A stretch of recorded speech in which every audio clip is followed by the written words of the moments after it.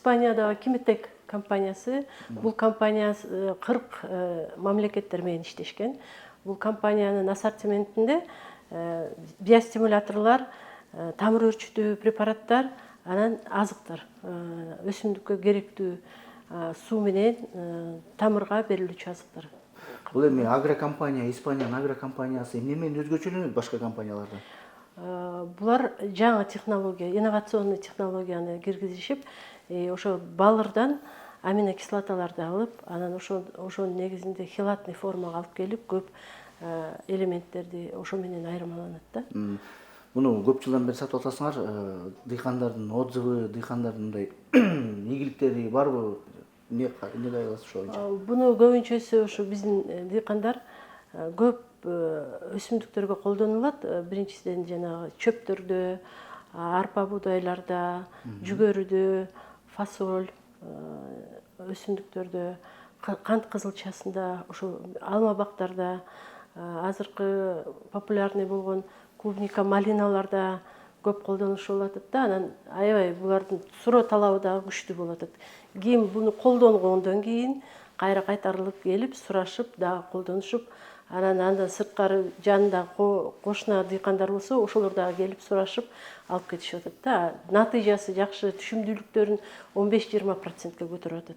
Ошон үчүн биз ушул компанияга ишенип, сапатына ишенип, биз гана эмес, дыйкандар деле ишенип, уже көптөн бери иштешип жүрөбүз да. Бул Кимитек мынакей 3 бөлүккө бөлүнөт. Бул биостимуляторлор, тамыр өрчүтүү препараттары, анан антистрессанттар болот. Экинчиси бул чистый подкормкалар, жалбырак аркылуу азыктар, тамырга берчү азыктар, азотно-фосфорный өзү НПК деп коет. Ошол НПКдан түзүлөт.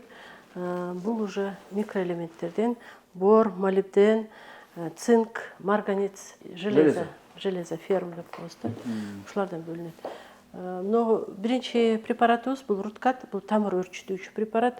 Ушул 3 препарат тең аминокислотанын негизинде, свободный деп коет. Бош аминокислотанын негизинде түзүлгөн препараттар. Буларды ошо биринчи бул Руткатты айтып өттүк. Бул тамырды отургузаардын алдында, өсүмдүктөр себердин алдында отургуза, анан өсүп аткан өсүмдүктөргө деле тамыр өрчүткөнгө, анан күздө берип койсо, жакшы кыштап кетүүгө жакшы таасир берет. Бул суприлт, бул тамыр өрчүтөт дагы, антистресс дагы берет, анан ичинде дагы көп курамдагы элементтер бар. Универсал. Буну дагы өсүмдүк өсүп аткан кезде берилет да. Бул күздө же жазда берилбейт. Бул антистресс деп коебуз, аминосит. Бул деле балырлардын негизинде жасалат, аминокислоталардын негизинде. Бул препарат мындай бизде Кыргызстанда континентальный, резко континентальный климат деп атпайбызбы? Туруп эле жаз келип туруп ысып кетип, өрүктөр гүлдөп, же шабдалылар гүлдөп, баарды гүлдөп калганда эле суук катуу келип кетет да. Ошол катуу келип кетип, анан ошо зыян келтирет да. Уруп кетет. Ошол погоданы азыр синоптиктер заранее эле айтып атпайбы бизге, эртерээк эле. Ошолордун алдын ала чачып койсо, ошол стресске кабылбайт да. Туруштук берип калат. Туруштук берет. Анан көп гүлдөрү күбөлбөйт. Анан мындан сырткары бизде гербицидный обработка болот да. Биз ошо жанагы пестициддер менен көп иштейбиз. Көбүрөөк пестицид берип койгондо кээ бир өсүмдүктөр стрессте туруп калат да, өспөй туруп калат. Себеби дегенде бул деле химия да, химия ошо өсүмдүктөргө терс таасирин тийгизип коет. Ошодон бат чыгарып кетиш үчүн ошол аминоситти колдонобуз. Аминосит менен суприлтти колдонсок болот да ошол маалда. Эң көбүнчө учурда мындай эң көп болгон көйгөй болуп калганда кандай көйгөйдү чечип атат акыркы күндөрү? Акыркы күндөрү көбүнчөсү ушу пестицид менен иштегенде. Мисалы айтсам, кант кызылчасы менен иштейбиз деп. Кант кызылчасы менен иштегенде ото чөптөрүнө каршы препарат 1 эмес, 3, 4, 5, 6 препаратка чейин чогуу берилип калат да. Ошол кезде сөзсүз бул ошо аминоситти колдонуш керек. Себеби дегенде бул стресстен бат чыгарып кетип, өсүмдүктөрдүн жалбырактары если көбүрөөк, күчтүүрөөк болуп калса, ошону күйгүзбөгөнгө аракет кылат да. Көп учурда күйгүзүп жиберип анан чуркап келишет. Анан жана жүгөрү да кээ биринде жаңы чыгып калганда эле суук түшүп калып, -2-3 градус деле жана жаңы чыккан өсүмдүктөрдү назик болуп турган кезинде ошол кезде буларды сууга алып кетип атат да. Ошол болбош үчүн же ошону бат чыгарып стресстен чыгарып кетиш үчүн ошо аминоасид алдын ала берип колдонобуз. койгонго туура келет. Алдын ала деле кийинчерээк если ошондой момент болуп калса деле кийин деле берсе болот. Бирок бат бериш керек да, скорый помощь деп коебуз да, мындайча айтканда.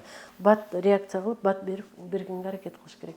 Канчалык стресс болсо өсүмдүк, ошончолук өзүнүн тиякта биологически, генетически заложенный, запрограммированный урожай бар да, ошодон стресс болуп аткан кезде 10-15%, 5% деп төмөндөй берет да. Ошондуктан стресске көп кабылбаш керек да өсүмдүк. Ошонун баарын толуктап бере турган Ошол көйгөйдү чече турган препарат бул аминоасид. Мындай айтканда бул агрономдордун палочка-выручалочкасы. Мен үчүн ушундай палочка-выручалочка нерсе да, себеби көп дыйкандар азыр өзү эле билип, өздөрү эле доза кылышып, мындай десең көбүрөөк колдонушуп атпайбы?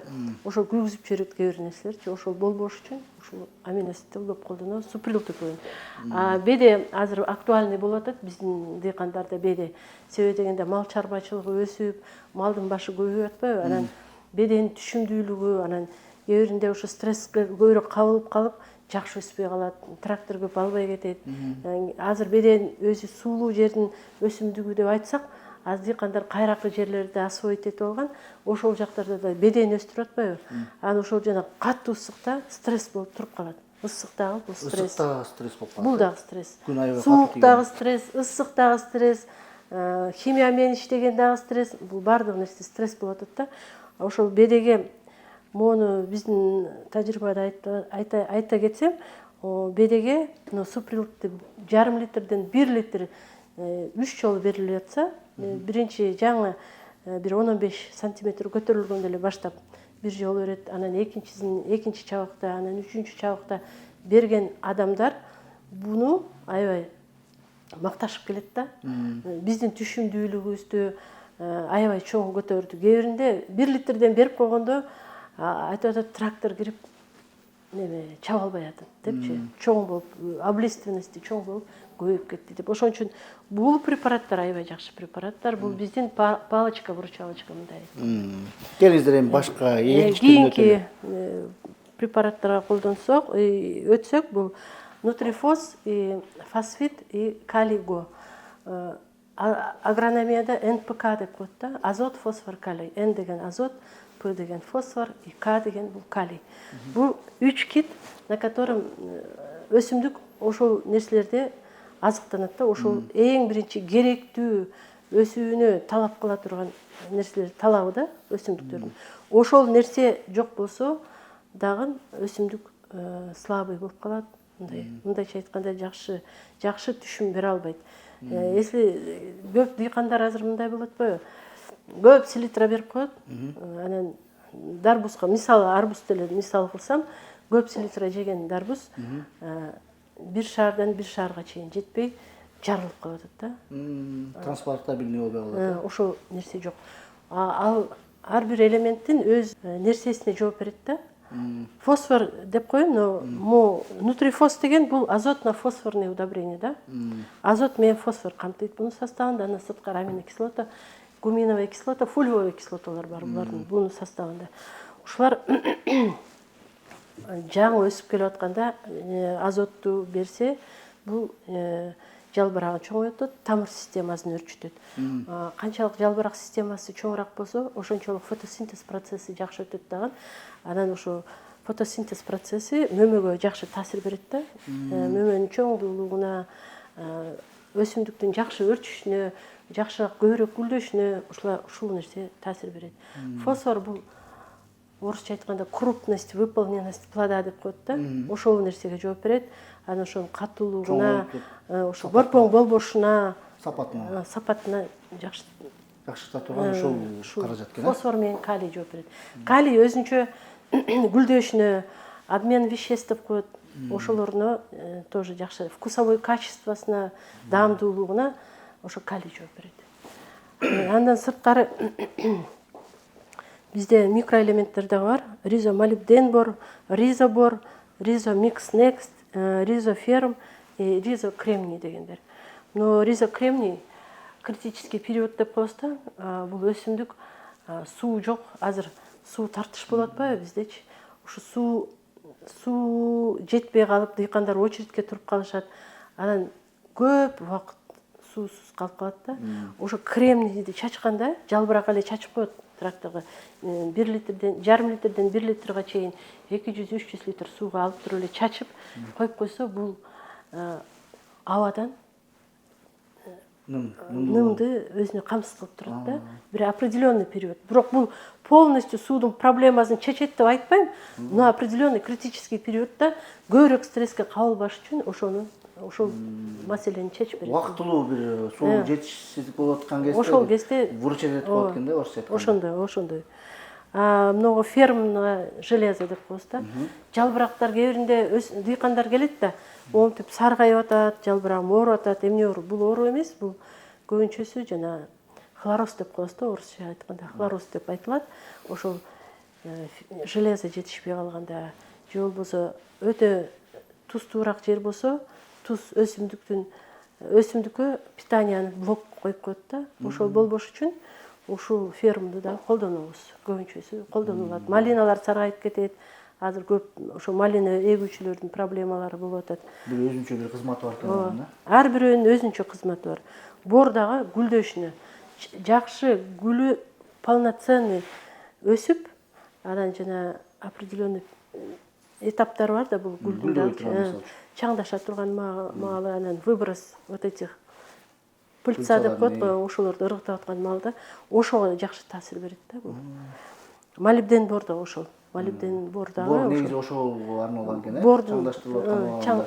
Гүлдүн жакшы гүлдөп, анан жакшы чаңдашуусуна, анан ошол гүл жакшы катып, ошол өсүмдүккө көбүнчөсү мына вишня же черешня жакшы гүлдөп, анан гүлүн төгүп койду деп атпайсызбы? Ошол нерсеге жооп берет турган нерсе. Бор керек болот экен, э? Анан Rhizomix Next дагы. Бул да көп, бунун курамында медь бар, марганец бар, молибден бар, цинк бар. Бул препарат көп жылдан бери уже кызылча менен жүгөрүгө, бирок бардык өсүмдүккө кете берет. Булардын бардык өсүмдүккө кетет. Анан нону көбүнчөсү азыр жүгөрүдө жакшы колдонушуп атат. Отзывдары да жакшы да. Булардын расходтору азыраак эле болот. Если булар жарым литрден 1 литрге чейин болсо, булар 100 граммдан 250-300 граммга чейин кетет. Ушуларды да колдонушат да, чогуу колдонушат.